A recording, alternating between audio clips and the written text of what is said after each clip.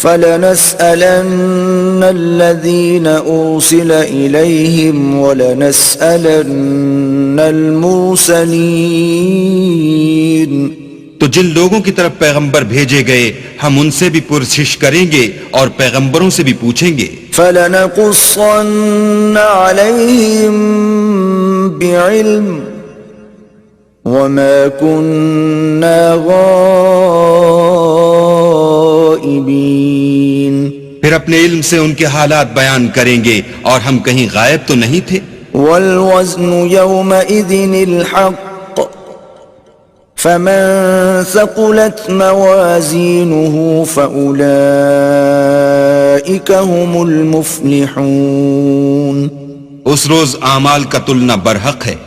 تو جن لوگوں کے عملوں کے وزن بھاری ہوں گے وہ تو نجات پانے والے ہیں. وَمَنْ خَفَّتْ مَوَازِينُهُ فَأُولَئِكَ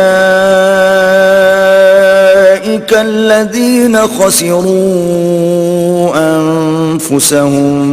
بِمَا كَانُوا بِآيَاتِنَا يَظْلِمُونَ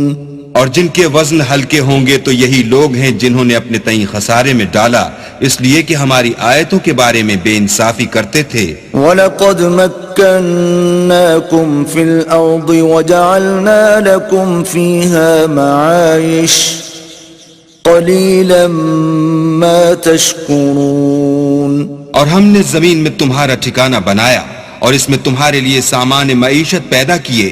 مگر تم کم ہی شکر کرتے ہو. وَلَقَدْ خَلَقْنَاكُمْ ثُمَّ صَوَّرْنَاكُمْ ثُمَّ قُلْنَا لِلْمَلَائِكَةِ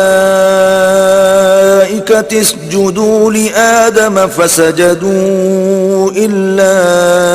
إِبْلِيسَ لَمْ يَكُنْ مِنَ السَّاجِدِينَ